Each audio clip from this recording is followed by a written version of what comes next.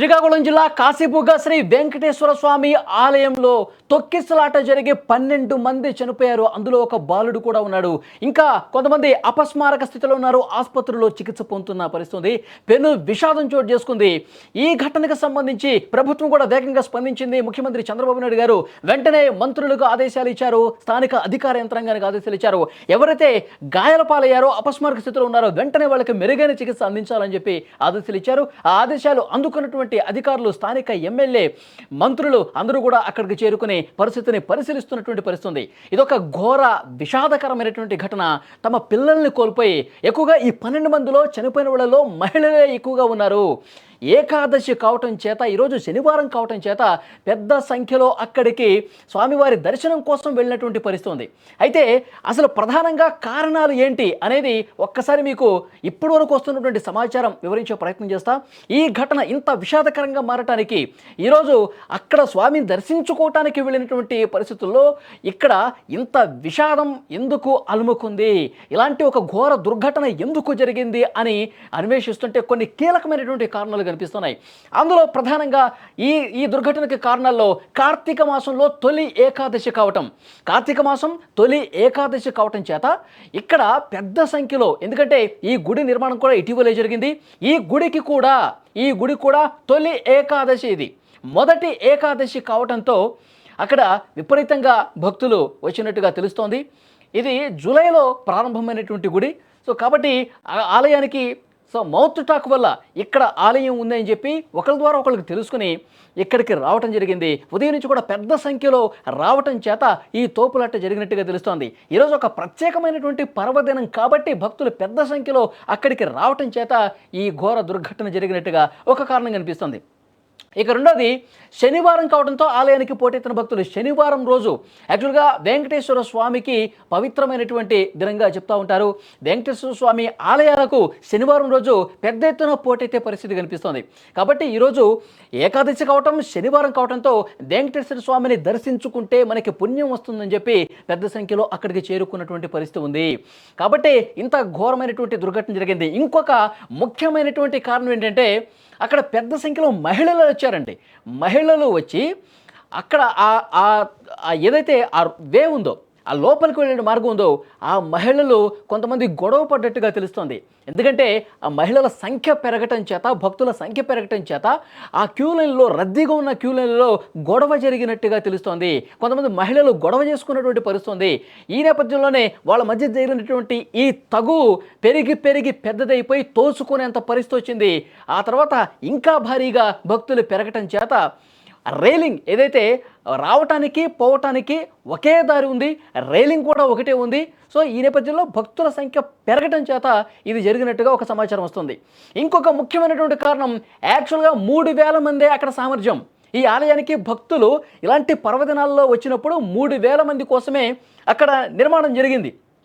వెళ్ళటం కావచ్చు, పోవటం కావచ్చు, స్వామివారి దర్శనం కోసం 3000 మంది సామర్థ్యంతో ఆ దారి ఉంటే, ఈరోజు పవిత్రమైనటువంటి దినం కాబట్టి 25,000 మందికి పైగా భక్తులు అక్కడికి వచ్చారు. సో ఇంత పెద్ద సంఖ్యలో వచ్చి తోపులాట జరిగి, తొక్కిసలాట జరగడం చేత ఇలాంటి ఒక ఘోరమైనటువంటి విషాదం జరిగింది అనేది చాలా స్పష్టంగా అక్కడి నుంచి సమాచారం వస్తుంది. ఇక 4వ కారణం, ఆలయ నిర్వహణ ప్రైవేటు వ్యక్తుల చేతిలో ఉండటం అనేది ఇదొక ఘోర వైఫల్యంగా సమాచారం వస్తుంది. ఎందుకంటే ఈ ఆలయం పూర్తిగా ప్రైవేటు గుడి. ఇది ప్రభుత్వానికి సంబంధం లేదు, దేవాదాయ శాఖ పరిధిలో కూడా లేదు. దేవాదాయ శాఖ కూడా కీలకమైనటువంటి ఒక ప్రకటన ఇచ్చింది. ఈ గుడికి సంబంధించి నిర్వాహకుల తప్పిదమే. ఇలాంటి ప్రత్యేకమైనటువంటి దినాల్లో సెక్యూరిటీ కల్పించాలని చెప్పి ఇక్కడ ఎవరూ కూడా పోలీసుల్ని అప్రోచ్ అయినటువంటి పరిస్థితి లేదు. 94 సంవత్సరాలు ఉన్నటువంటి ఒక వ్యక్తి ఆలయ నిర్వాహకుడిగా ఉన్నారు.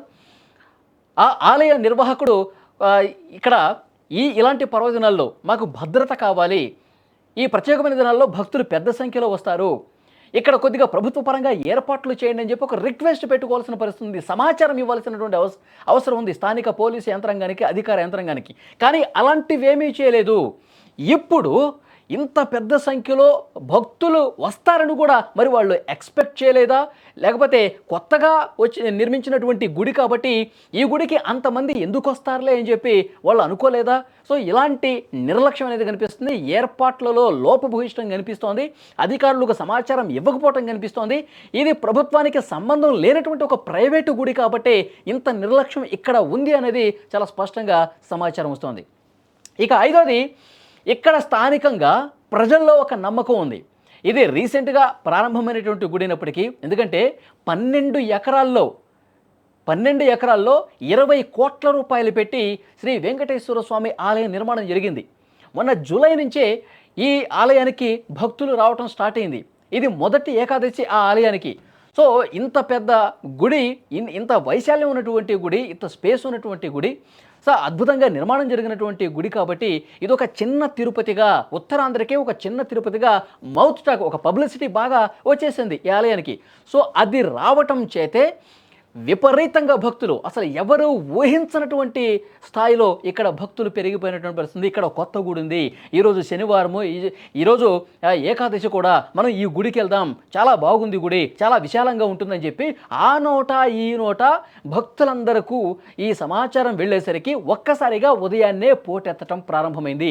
మెల్లగా ప్రారంభమైనటువంటి ఈ భక్తుల తాకిడి వరుసగా క్యూ లైన్లు స్టార్ట్ అయిన తర్వాత ఒకరి తర్వాత ఒకళ్ళు ఇట్లా వేలాదిగా వెళ్ళటం చేత అక్కడ పూర్తి స్థాయిలో ఈ ఘోర వైఫల్యం జరిగిందన్నది కూడా అర్థమవుతోంది.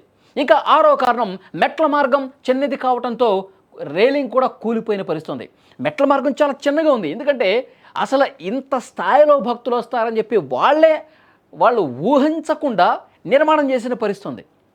కేవలం 2,000 3,000 అండి, రోజంతా కలిపితే 2,000 3,000 ఇప్పటివరకు అట్లాగ వచ్చారు. ఎందుకంటే 4 నెలలు అయింది ఈ గుడి ప్రారంభించి.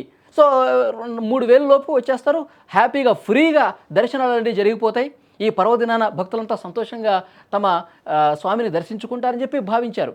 కానీ ఆ 3,000 కాస్త 25,000 మంది ఒక్కసారిగా రావడంతో మహిళలందరూ కూడా ఉదయాన్నే స్నానాలు అవి ఇవి చేసుకుని మొట్టమొదటిగా వచ్చి స్వామిని దర్శించుకుందని వచ్చారు.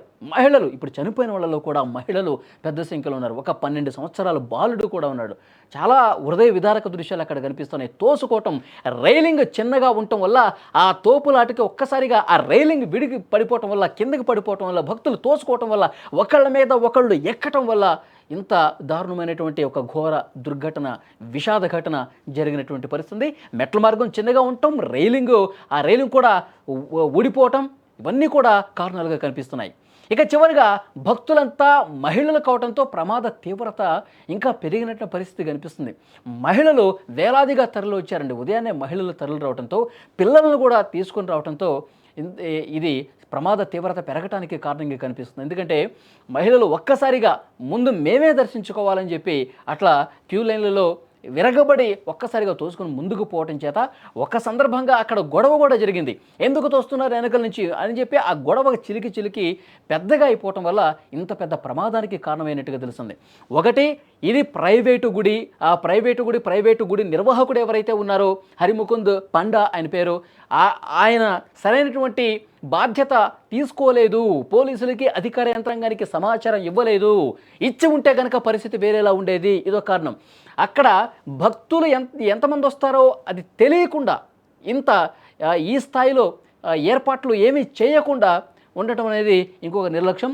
ఇప్పుడు ఇది పర్వదినం కావటం చేత భక్తుల తాకిడి ఎక్కువగా ఉండటం, ఇవే కారణాలు కనిపిస్తున్నాయి. దురదృష్టం ఏంటంటే మహిళలే 9 మందికి పైగా చనిపోయినటువంటి పరిస్థితి ఉంది. ఒక బాలుడు కూడా చనిపోయాడు, ఆసుపత్రిలో చికిత్స పొందుతున్నారు. వాళ్ళు కూడా కొంతమంది అపస్మారక స్థితి నుంచి ఇంకా బయటికి రానటువంటి పరిస్థితి. కానీ ప్రభుత్వం వెంటనే రియాక్ట్ అయ్యి అధికార యంత్రాంగం మొత్తం అక్కడే ఉంది. ప్రధానమంత్రి నరేంద్ర మోదీ కూడా స్పందించారు. చాలా బాధాకరమైన విషయం అని చెప్పారు. సో ఆ కుటుంబాలు ఎంత బాధలో ఉన్నాయో అర్థమవుతున్నారు. ఎక్స్గ్రేషియా కూడా కేంద్ర ప్రభుత్వం ప్రకటించినటువంటి పరిస్థితి ఉంది.